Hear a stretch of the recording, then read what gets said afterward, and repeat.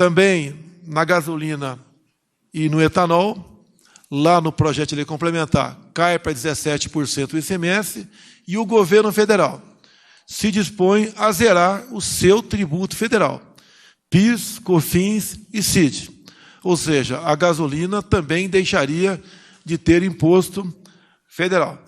Então, essas propostas que foram colocadas à mesa hoje para os dois presidentes das casas, eles levarão para os senhores deputados e senadores, mais senadores que na Câmara já foi aprovado o projeto, em havendo entendimento por parte dos senhores senadores, em se aprovando o projeto de lei complementar e em se promulgando de forma bastante rápida uma emenda à Constituição, e isso se faria valer imediatamente na ponta da linha para os consumidores, então, essa diminuição de carga tributária para enfrentarmos esse problema fora do Brasil, que tem reflexo para todos nós aqui dentro.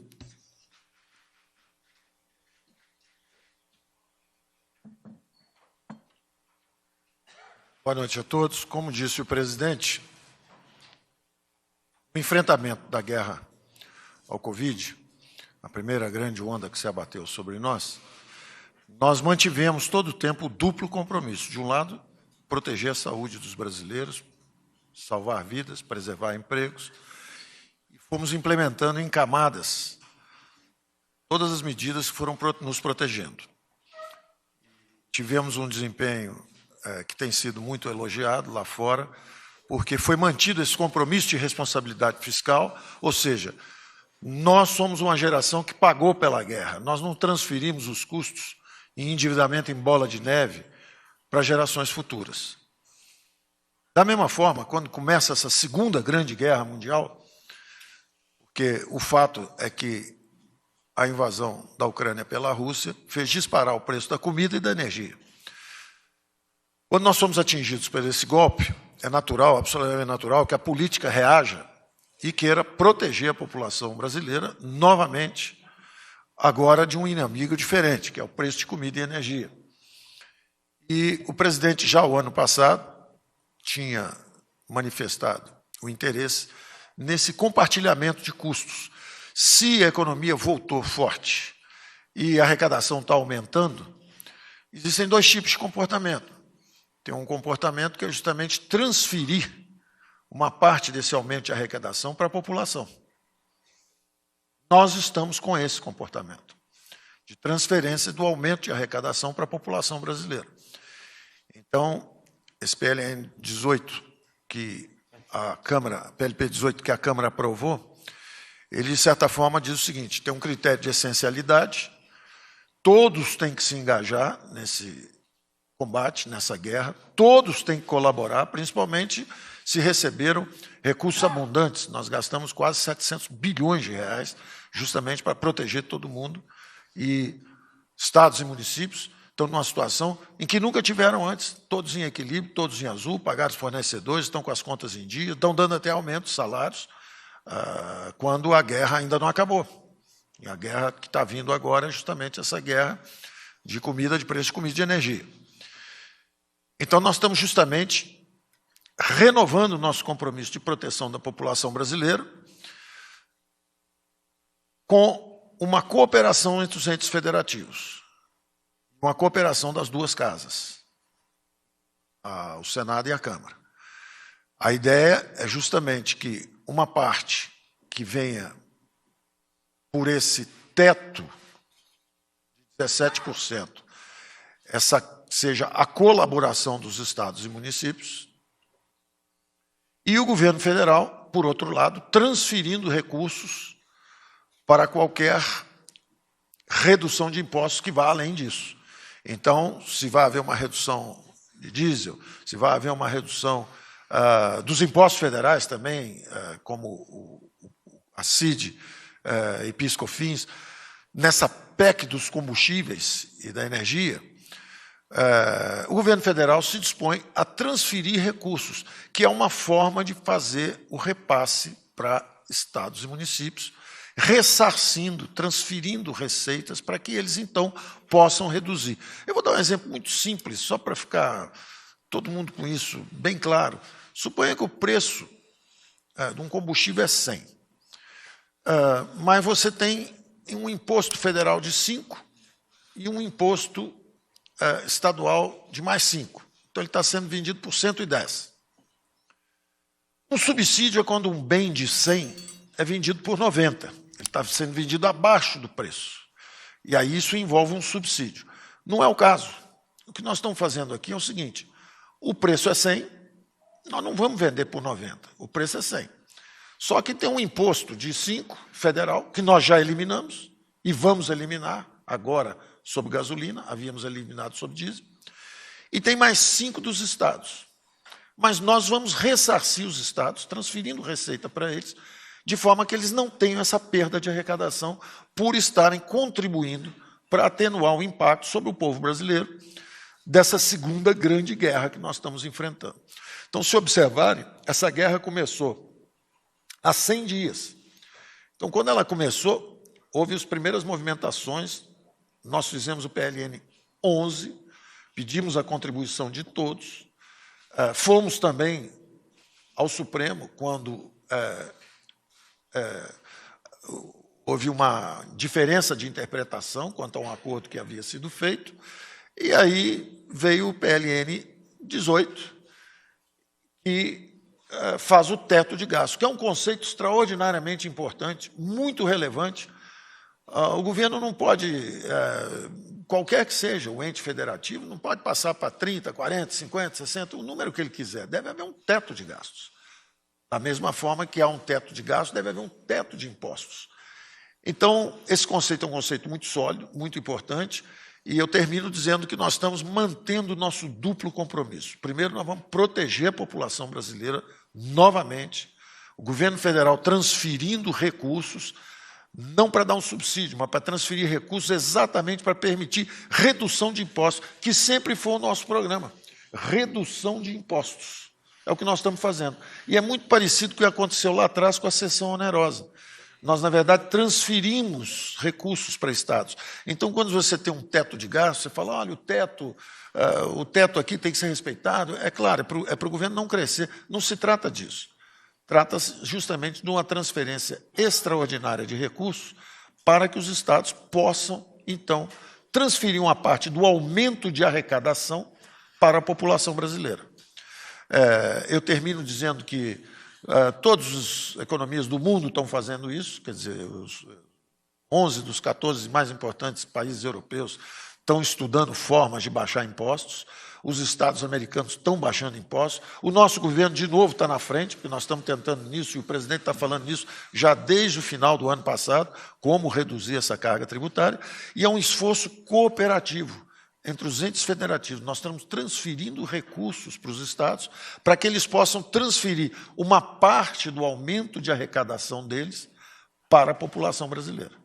Então, é isso que nós estamos fazendo. É muito importante entender que continua em pé o compromisso de responsabilidade fiscal e mais.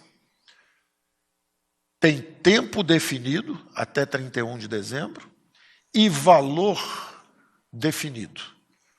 Isso aí vai ficar bastante claro, brevemente, que esse valor, dentro do compromisso de responsabilidade fiscal, que é inteiramente subscrito, tanto pelo presidente da Câmara, pelo presidente do Senado, ambos mantiveram esse compromisso durante todo o combate à pandemia. Não faltou recurso para a população brasileira, mas eles aprovaram, junto com o nosso presidente da República, todas as medidas que tornaram possível manter o compromisso de responsabilidade fiscal. É exatamente o mesmo caso que vai acontecer agora, numa intensidade muito, muito menor, por um período definido e com um valor definido também. Então, é muito importante isso para todo mundo entender, que nós temos receitas orçamentárias extraordinárias que ainda não foram lançadas no orçamento. E, justamente, essa expansão de transferência de recursos para outros entes federativos vai estar limitada a essas receitas extraordinárias ainda não lançadas no orçamento. Então, tudo que a gente está vindo, justamente pelo vigor da recuperação econômica, esses recursos estão vindo extraordinários, acima das nossas previsões, isso será repassado para a população brasileira através da redução de impostos pelos estados. Tecnicamente, é só isso. Obrigado. Boa noite a todos e a todas. Que esse momento torna muito claro a preocupação do Congresso Nacional, eu falo pela Câmara dos Deputados, do governo federal, um momento de muita dificuldade no que a gente pode chamar de rebote da pandemia, parte se referia a uma pandemia sanitária. Nós saberíamos que viria os problemas econômicos e que todos acarretariam principalmente nas pessoas mais carentes, aqueles que fazem parte da base da pirâmide, e é com esses, basicamente, que nós estamos preocupados no Congresso Nacional, na Câmara. As conversas têm sido muito frequentes com o presidente do Senado, o presidente Pacheco, que tem a mesma preocupação de diminuirmos os impactos da inflação, da crise causada pela pandemia e da crise causada pela guerra da Rússia com a Ucrânia no que diz respeito à energia e combustíveis. Rapidamente, nós aprovamos o PLP 11, que fazia um congelamento ad rem de preços de ICMS dos estados. Todos vocês acompanham, não houve um final tranquilo na interpretação por parte do colegiado de secretários da Fazenda, na obediência da lei aprovada na Câmara e no Senado. Nós, numa iniciativa do presidente Pacheco, produzimos uma correspondência para que eles ficassem cientes da insatisfação do Congresso com o não cumprimento parcial da lei, o que levou à discussão do PLP 18, que de tão simples e tão claro não resta dúvidas que não há na população brasileira, nem no Executivo, imagino que no Judiciário, nem no Legislativo, ninguém que não considere essenciais energia, transporte, combustível e comunicação nos dias de hoje. Pois bem, o PLP foi aprovado na Câmara por unanimidade, seguiu estar no Senado.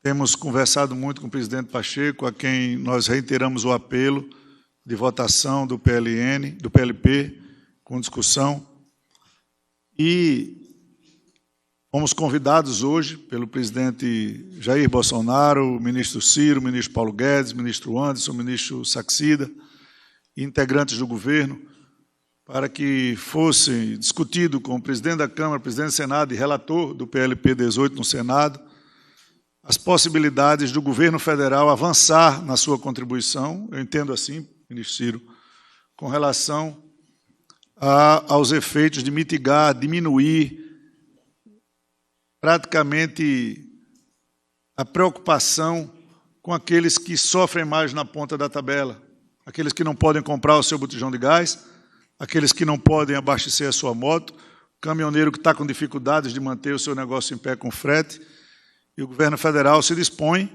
como disse o presidente, anunciou aqui, a compensar, a ressarcir os estados que fizerem, depois que nós tramitarmos na Câmara e no Senado uma PEC que autorize isso, a diminuição a zero das tarifas de óleo diesel, de gás de cozinha. O governo ressarcirá aos estados essa arrecadação até o limite da essencialidade. E o governo federal também se dispõe, a partir de agora, a zerar PIS, COFINS e CID, em cima também da gasolina e do álcool. Tem a sensibilidade da Câmara dos Deputados, eu penso que essa iniciativa ela avança no sentido de diminuição dos índices inflacionários e de um acalento na vida daquelas pessoas que estão, presidente, na ponta, no sofrimento, no dia a dia, nas cidades mais humildes e na base da pirâmide do povo brasileiro. Afeta a classe média, tira o humor da classe mais alta, mas massacra os mais humildes. E é a eles a nossa preocupação da Câmara dos Deputados, quando nós já estamos há muito tempo tratando dessas questões que nós sabemos que não startam aumentos, mas que significam muito na conta do contribuinte, tanto da energia, quanto dos transportes, quanto dos combustíveis e das comunicações. Então, nós aqui esperamos, como é democrático, que o Senado, e esse apelo a gente já fez publicamente nas conversas, tenha a tranquilidade, a autonomia, a sensibilidade na aprovação do PLP 18 e que nós, após isso, tramitaremos uma PEC que autorize ao governo federal a ressarcir os estados que estiverem à disposição para zerar esses impostos estaduais sem prejuízo nenhum para os governadores pelo ressarcimento do governo federal.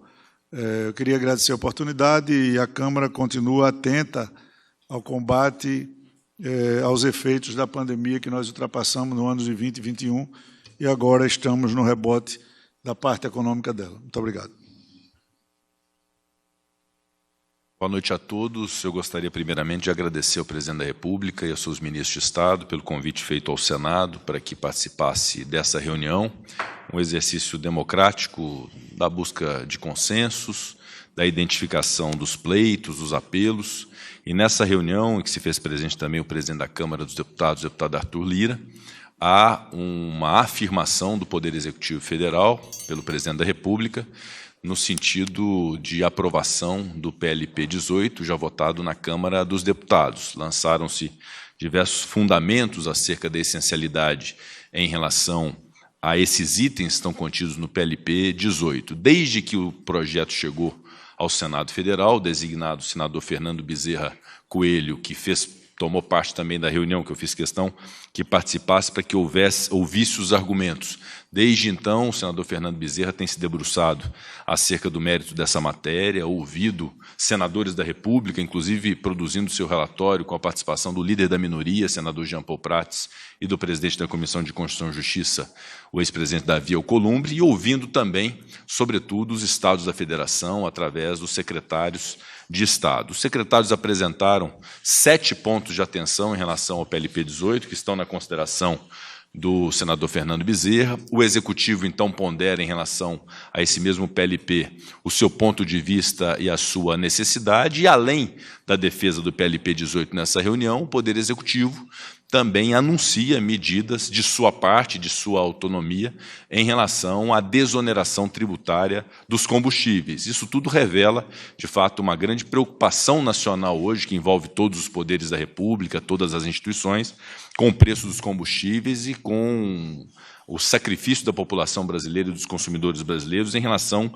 a esse item. Então, o Senado Federal recolhe todos esses argumentos do Poder Executivo, sobretudo esses anúncios da possibilidade concreta da desoneração de PIS e COFINS sobre a gasolina e o etanol, da indenização aos estados sobre uma alíquota zero de ICMS em relação ao diesel, gás natural e gás de cozinha, GLP, e gás de cozinha. Portanto, medidas que, evidentemente, haverão, e nós assim esperamos, refletir na ponta final para o consumidor como uma desoneração importante. Então, acolhemos as reivindicações do Poder Executivo, levaremos ao Senado Federal, a todos os senadores, para apreciação do PLP 18 e das medidas legislativas, eventualmente de índole constitucional, as propostas de emenda à Constituição, para poder fazer valer essas iniciativas do governo federal e, dentro do diálogo, que é muito amplo no Senado Federal, buscar, então, se ter o consenso que possa convergir os interesses e as percepções do Senado, da Câmara dos Deputados, do Poder Executivo, ouvindo também os estados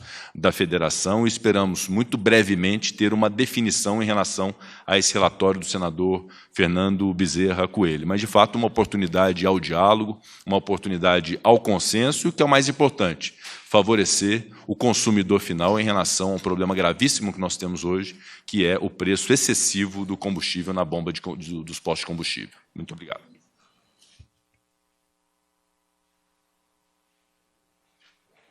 Informamos que, devido a alterações de programação, não será possível a realização de perguntas. Agradecemos a presença de todos. Boa noite.